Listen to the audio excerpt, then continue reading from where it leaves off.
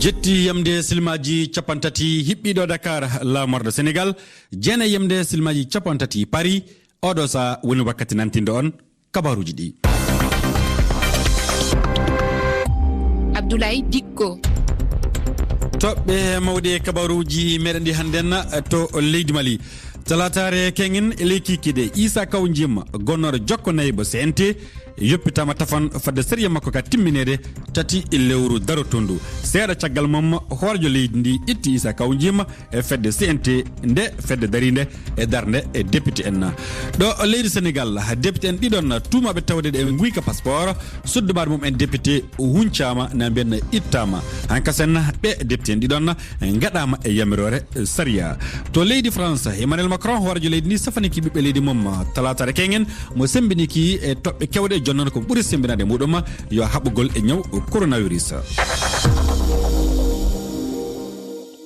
handen yo alalbare sappo lewru sappo e go'o ɓordu e hitan ujunnaje ɗiɗi e nogay e go'o tedduɓe heeɗiɓe RFI fulfulde onon e jaam e arane kabaruji ɗi to leydi Mali Issa Kaw Jim gonnoɗo jokko nayyi fedde CNT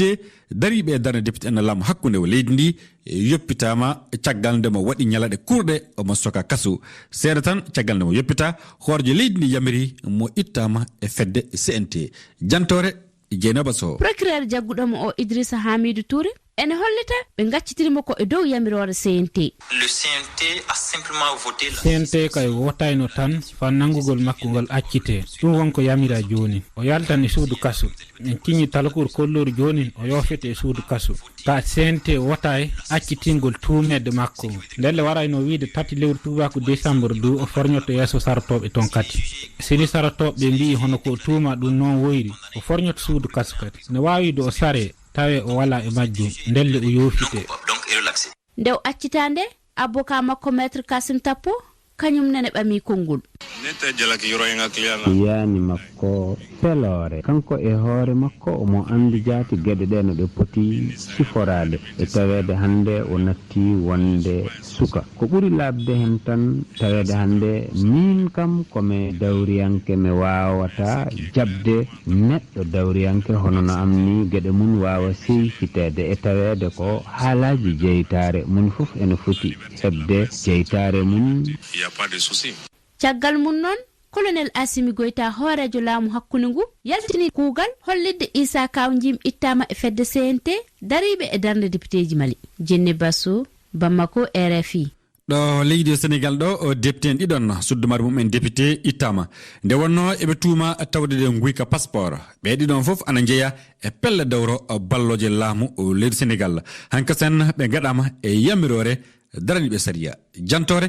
Fadima Sy sardiyankoɓe Sénégal goti e keewal gittugol wutte horma mo Boubacar Biaye e El Hadji Mamadou Sall takkaɓe ngeygu dannorde mana passeport diplomatique hoorejo suudu sardiji ndu Moustapha Niass tintini gittugol ngol rewi e lawol e yesso Boubacar Biaye caggal nde hay goto salaki capanɗe jeetato goti tato lundi suudu sardiji ndu tongi ko liggey goomu darnanoɗo o caggal nde jagoɗo halfinaɗo o ñawgu ngu totti Moustapha Niass bataki gummiɗo e dabbo o mana procureur nayi e lewru octobre jawtuɗo o ngam no wutteji horma mabɓe guitte nde o jettinde konngol Aymirou Gningue gardiɗo dental sardiyankoɓe jeeyaɓe laamu ngu wi ɓe meeɗa salade gittugol wutte sardiyanke kono noɓe gawrini wadde kala saaha nde lawol namni yoɓe guittu wutte goto e mabɓe ɓe totta ɗum fodde mum ha timma ha joni e ngal jabbal o wi sardiyankoɓe ñawata kono ɓe pewdat lawol liggey mum haade o siftotorde yimɓe wona takkama tan firti ko an waɗi hay goto e lundiɓe laamu ngu jettani konngol saabu sardiyankoɓe ɓe foof ne jaaɗi e gittugol wutteji horma mo Boubacar Biaye e Mamadou Sall ngam ɓe notoyo lawol Fadima Sy Dakar to leydi Burkina Faso kanko général ede talatare kengen ɗum jokkandu alalbare hannden nde wonna kanko Gilbert Diendéré omo tuuma tawdede hono e yimɓe saabiɓe wargo tuma Sankara kengen noon kanko mo holliti wala komo andi e ngo wargo wala du komo waɗi fay so tawi e koreji yimɓe waraɓe ɓe kolli sikke fo wala hen kanko Gilbert Diendéré wonko mo andi e ngo wargo e tuma Sankara e yaadiɓe muɗum sappo e ɗiɗon to leydi Soudan talatare kenginde won suudu sariya kartuma lama leydi yamirnu internet wartire no yawiri gilla saminere lamude wadi noga e joyi lewru yabbindu internet ko taja nde wonno e wi ko nun kobe lawi internet ana balla murtere na ana newna e kawrite yimbe nde yamirore du hono wadali so internet wartira du woni gilande yamirore hokkano talatare kengina e leyde pelle adnar ndu ana tewti e fa han kay endu yalla lawi internet di ana udite e leydi Sudan to leydi Ethiopie Amnesty International fedde draninde rende hakke bi adama humpiti kasen jenguji gadade fewde e rewbe e kono ko joni ko murtube e tigre tuma wadde dum fewde e rewbe e leñol amara fedde nde holli hebi hono seede wa ko foti yimbe sappo e jeyenno yenabe e lengallure Nifasa Newsha Amnesty International noddi yalla pelle e gonde e habo handen e leydi Ethiopie yalla ana ngotta hono dido golleji na dum en janguji cobudi e fewde e rewbe e ondon sanon to leydi Ethiopie to fahan podondiral ana hakkune lam Ethiopie e fedde mon adnarndu oni sabe ko foti yimbe sappo e jeegom gollobe oni e jeyabe leydi Ethiopie lamu leydi e nangi ben beedo yimbe nangama sabe e lenyama lenyaku de wonno e be tuuma hewbe mabbe jeyede e leñol noddirte ngol Tigre. To leydi Maroc gouvernement leydi nantini talatare kengen kala udere jamma wonnonde e ley kuubal leydi gilla hitande sabe habugol nadu sakkade nyaw coronavirus uddernde huncama e wilamu Maroc nde yamirore bamama sabe yargol yeso hebama sanne e fesugol bibbe leydi nde yamirore e tawede fa taweda e don nokkuje do yimbe kawri jippinirde hobbe e cinéma na gollir e ko nande mudum kina tawreda derewol kollowol a walda e nyaw coronavirus hakkunde Benin e France kulle ganni nambenna tawangal Benin noga e jeegom de France tottide anandoma alal bada handen to Benin e fandu hala Hammadi Adamo jodanide ton RFI fulfulde duni Benin bibbe ledi Benin anandoka mijo mum en e gartolo de kulle tawangaje Benin. Wallahi welo tannu gang ume ko wayrano e ko annano annaka do fu du war hande leydi Benin to dum war hande leydi Benin bo Benin fu butu welweli de gato gineji didi e dum wodi bello mene gambo ko wonno de Benin mede ko be tuno be jawtine kam e bitnare ten donc kan jiudo ya dum fu se wada déplacer wada de Benin ko ya culture mede ko wada site mede visiter atawangene ti en godi umenu anasara wada visiter tomi wallahi gartol gineji din ti e welimi sanne gan hunde kanka yi ayno walati wi'a ko hekkima sa yi dum fu atawan yi dum hokkima kuraji sanne hala ka to be notike kan gineji di latuno di fubutu di gardi lato komi foraki faltun latike hune ko welta en fubutu latike bo hune e leydi meden Benin do en moyke en biya law meden leydi kasa o druwi non watta ko wite tawangal meden yahi yeso kediden do mijo bibbe leydi Benin e gartol hono kulle ganni nadu tawangal ko fodi noga e jeegom ko leydi France totti e leydi Benin be yimbe ana gonno cefigi mbiyanna e fandu hala Hammadi Adamo to leydi France to la tare kengen kanko horjo leydi ndiya Emmanuel Macron mo safani kibi be France tobbe kewde e mo yewti e modom jonnon Emmanuel Macron sembini kisanne wirisa Thierno Moussa Ba kulabi jena woni gila nyaw coronavirus fuddi Emmanuel Macron lo yewtude faransinabe ben ko honto be fewndi fi habugol nde nawnare ka television hankinkikide Emmanuel Macron adoritoragol million jeego faransinabe be duubi sappo e didi e pawdi be marka kibe yahugol markoyo bayti e wi makko en gayni dali e nawnare nden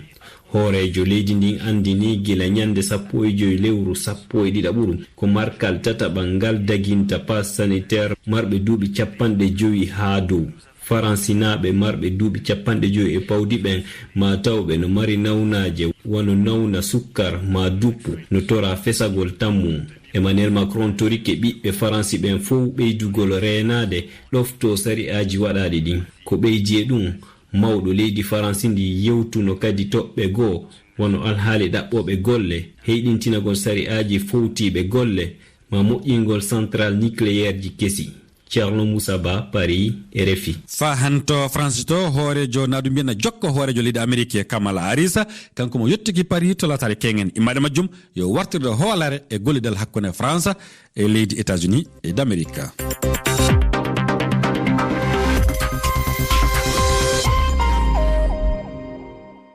jetti yamde silmaji capat e nayi woni hiɓɓiɗo dakara jeena yamde silmaji capan e nayi woni difa to leydi niger bisimilla mon e jokkitade kedde kabaruji ɗi fuɗɗirde yeftere coftal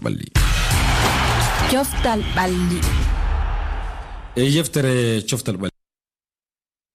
mi salminima Abdoulaye mi salmini hiɗiɓe kibaruji ɗi bisimilla maɗa e yeftere ɗimmere e coftal ɓalli Abdoulaye e kibaruji coftal ɓalli ko fati e segilade fa handen piɗi yaade Qatar haɓɓudi e piɗi ɗo no kupudi mon ñalande jango nde wonno ko ñalande joyaɓerde piɗi ɗi tawete jonnon Sénégal kamɓe Maroc kamɓen ka lamni o jahan piɗi garoji fadde ɗum diɗe jeetati filteɗe andede ɗe kamɓen fuɗɗude piɗi jango ɗi wonno ko ɓe puɗɗete andede ni woni ko hollete Uganda e Kenya kamɓen kawran jahango Rwanda e Mali so piddi to Kigali kamɓe ndu famete hollama ɗon Mali wonno ko ardi e ngal guɓal e guɓal jiɗo Benin e Madagascar piddoan to Cotonou o leydi Benin Tanzanie kamɓe RD Congo piddan to Dar es Salaam wonno Tanzanie holude du Benin e Tanzanie kamɓe na poti e toɓɓe jiɗɗi wonno ko neɗɗo maɓɓe fu wondi guɓal Gengan to Afrique du Sud fiɗoyte ton du Afrique du Sud won yeso e toɓɓe 10 ɓe piddan e Zimbabwe e to Soweto to guɓal Ashgan ɗon hollude Togo e Sénégal kawran to Lomé Sénégal du kam wonno ko dari yeso guɓal Ashgan kamɓe ɓen ɓe keɓi joni yawde piɗi garoji e aljumare nden du piɗi tawete to guɓal Agan Abdoulaye ɗon Djibouti e Algérie piddan to Caire Égypte hollude ɗon Algérie kam woni toɓɓe 10 kamɓe du wonno ko keedi e yeso guɓal A to guɓal F ngan Gabon e Libye piddanto Franceville Angola e Égypte hooreɓe guɓal ngal ɓe piddanto Luanda guɓal I ɗon du piɗi ɗi tawete hakkunde Soudan e Maroc kam woni yeso guɓal I e ɗon toɓɓe 12 ɓe piddo andele Soudan to Rabat leydi Maroc asay piɗi goɗɗi tawete guɓal B ɗon en hollude Tunisie kamɓe Guinée équatorial piddoan to Malabo Tunisie du do toɓɓe 10 kamɓe wonno ko ardingal guɓal C Libéria e Nigéria piddanto Tanger Nigeria wonno ko heedi yeso guɓal ngal e toɓɓe e 9 guɓal D Abdoulaye ɗon en hollude Mozambique kamɓe Côte d'Ivoire kawrata Côte d'Ivoire kam woni ko won yeso ngal guɓal du ɓe kawran jangon e ɗo no asayde to Cotonou leydi Benin a jarama koɗo men hande alan ƴaɓɓiɗo jonin o fedde dental hirnage afrique ɗe woni CEDEAO waɗi batu Accra e ley batu gaɗɗo ton o hono fedde nde fawi hono jokkoje e ardiɓe laamu hakkude to leydi Mali e to leydi Guinée Conakry koɗo meɗen hannden docteur Abdou Ba kertaniɗo dawro e fandu haala Ibrahima Timi Ba omo hokka miijo makko e ɗe jokkoje ɗe CEDEAO waɗi ɗe e no hono ɗeɗo leyɗe mbawirta jogorade ɗe jokkoje keɗoɗen docteur Abdou Ba mi salminima mi yetti on mi salmintima on dental leyɗe hirnangue Afrique no wiye CEDEAO fawi jukkanɗe e hoore ardiɓe laamu hakkude Mali ngal dental kadi ɓe laamu ƴangal Guinée holko woni yiyango ma e ngal pellital maɓɓe pellital dental CEDEAO e dow ko ɓe wattini jooɗade ko to Accra leydi Ghana fi Mali e Guinée e ɗum ɗon koko jokki ko ɓe puɗɗino ko e dow leyɗele ɗiɗi ɗe lepte ɗe ɓe pawi ɗe leyɗele ɗiɗi ɗe fof ɗum yottaki embargo andi so waɗa wiyama embargo tan ala ko natata ala ko yaltata kono ɗum yottaki toon donc lepte ɗen fawi ko ɓe wiyata ko individu wonande ardiɓe ɓe tan ɓe wawata yaltude ɓe ɗanno ɓe walletake fi jawdi ko nandi e ɗen ɗon gueɗe ɗum ɗo ina hoyna seeɗa fi ɓiɓɓe leyɗele ɗe kono ina jogii batte kadi batte dawrugol ina jogii batte faggudu haa jooni sabu eɗen nganndi CEDEAO so ƴettan pellital fof nanondira e dental Afrique woni union africaine on nanondira e FMI nanondira e fedde dental Europe ngal woni union européenne o ɗeɗo pelle fof tawa ko CEDEAO ƴetti fof ɓe nanondirate dow ɗum ɗon waɗi gollondiral laamuji leyɗele ɗiɗi ɗe e nder Afrique e yaasi Afrique fof jooni ɗum ɓeydan sattude kono hakkunde Guinée e Mali no serti seeɗa eɗen nganndi ko Mali ko toon kudetaji ɗiɗi waɗii toon caggal ɗum kadi ɓe waɗiino happu nde ɓe waɗata suɓooji ɗi ɗum woni e lewru février hitaande aroore nde caggal lebbi 17 ɗi ɓe wiino ɗi jooni noon kamɓe laamiɓe leydi Mali toon ɓe mbiya wonde ɓe mbawata wadde suɓooji ɗi e on ɗon happu ɗum ɗon ɓeydi sattinde geɗe ɗen ɓeydi ñoƴƴale kadi ummade CEDEAO e dow laamiɓe leydi Mali tawti kadi hakkunde laamiɓe Mali ɓen e leyɗele Europe ɗe wano leydi France no jogori mettodiral ɗum ɗon fof ma ustu sembe e doole kadi dañal leydi Mali ndi kono mino sikki e balɗe garoje ɗe kadi wasta ko ɓe haali kamɓe toon to laamu Mali. sen ƴetti noon kine en heɗike jagorɗo maɓɓe halfinaɗo huwodire hakkude maɓɓe leyɗe o ƴetti konngol o yewti kanko mo inni o faalaka ɗen jukkanɗe tampina Guinée waɗa Guinée e nder caɗele komo faala ko gollidugol Guinée e CEDEAO ko ɗiɗi ɗen wano joni ɓe mbi yoɓe Guinée yoɓe wadda suɓoji ɗi e nder lebbi 6 ɗum ɗo mina sikkin sattan wadde ɓe wi kadi yoɓe accutu Alpha Condé e ɗum ɗon kadi wonata ko weeɓi ko Guinée ko kadi e nganndi ɓe waɗi laamu ngun ko laamu civil ɓe tan woni hen gila premier ministre o e heddiɓe hen fof ɓe holliti kadi ha joni enni e wonde kamɓe ɓe natata e fii laamu ngun ɗon kono ha joni ɓe waɗani hab nde ɓe wawata nawde eggude kay laamu ngu faade civilaɓe ɓe kamɓe ɓe accita laamu ngu ko Guinée ko miɗo jorti so tawi ɓe yaari ni ɗum ɗon ina wawi addoya batte moƴƴe sen ƴetti inni hino wawa ko union africaine dental leyɗe afrique walla dental leyɗe Europe walla dental leyɗe dentuɗe oni no wawa jokkude CEDEAO wallito CEDEAO e ngal pellital awa ko honɗum ngal pellital battinta e ɗe leyɗe ɗiɗi ɗum ko Guinée e Mali to bange dawrugol woni politique o woni fandare ɗeɗo lebte fof ko yoɓe ñuƴƴu laamiɓe ɓen ɗon waɗa pression haa ɓe yaawa ɓe waɗa suɓooji ɓe nawa laamu ngu ɓe itta ɗum e juuɗe koninkoɓe ɓe faade civilaɓe ɓe artira gonka ginol woni constitution leydi ndi ɗum ɗon noon ina waawi waɗde batte mum ɓe ɓura wawde wadde suɓooji ɗi ko leydi Guinée ko no waawi ɓura hoytude ko leydi Mali ko tawi ko batte faggudu e nguure on ɗum ɗon no waɗan batte sabu no yimɓe heewɓe dartinan ko nattinatno Guinée ko walla Mali gila e jawɗele ɗe fotnoɗe natude toon fof ustoto ɗe nganndi ko Mali ko noon hare nden ɗon no ɗaɓɓi baawal tigi laamu ngun ɗon laamu jooni ngun ɗo militaire ɓe mbawata heɓde ngal ɗon baawal e kattanɗe wawde haɓade ɓen ɗo waɗoɓe bonandeji ɗin ɗon batte faggudu ndu to gurdam ɗam kadi ɓeyda seerde cogguji ɗi e ñaameteɗi ɗi no wawi ustade kono yettota ko noon so tawno lebte ɗe waɗama embargo CEDEAO kadi foti accude wiide so tawi lamɗo bonɗo liɓama tan ɓe wiya ɓe waɗa sanction ji ala yoɓe ndaar ko ɓe wiyata ko e ɗereji mumen ko winda e CEDEAO ko la bonne gouvernance o kala mo annduɗa waɗani bonne gouvernance tawi mbo laami yoɓe faw ɗum lebte haade o liɓede docteur Abdouba mi jarnima a jarama a yettama docteur Abdouba kanko wono koɗo meɗen hannden mo yewtidi e Ibrahima Timmy Ba ko fawi e hono ɗeɗo jukkoje ɗe fedde CEDEAO waɗi fewde e hooreɓe laamu hakkundewu ɗum woni to leydi Mali e kane e to leydi Guinée Conakry ko wawi latade hen e notagol ɗe leyɗe e ko wawi latade hen caɗele bawde jokkude e ɗe jukkoje on jarama enen e janggo e jaɓɓade koɗo goɗɗo Abdoulaye Dikko toɓɓe mawɗe jewtade kabaruji meɗen alalbare hannden 10 lewru 11 ɓordu e hitande ujunere ɗiɗi e 21 gonno to leydi Mali talatare kengen e ley kikiɗe kanko biyeteɗo Issa Kaw Jim gonnoɗo du jokko nayyi ɓo CNT e yoppitama tafon fadde sériya makko ka timminede 3 lewru daraton ndu ser tan caggal ndemo yoppitande hoorjo leydi ni colonel Assimi Goïta yaltini ɗerewol hollude wiide Issa Kaw Jim ittama e ley ndeɗo fedde ɗum woni fedde CNT darinde e darde e député laamu hakkunde to leydi Mali ɗo leydi Sénégal ɗo hono député ene ɗiɗon tuumaɓe tawdede e guyka passeport e suddumare mum en député huncama na ben ittama hankasen ɓe député ɗiɗon du gaɗama e yamirore saria leyda Sénégal tedduɓe o jarama e heɗagol moɗon ɗo woni ɗo kadde sene ɗiɗo kabaruji hannden jokke heɗade enen e janggo e kabaruji goɗɗiɗo RFI fulfulde.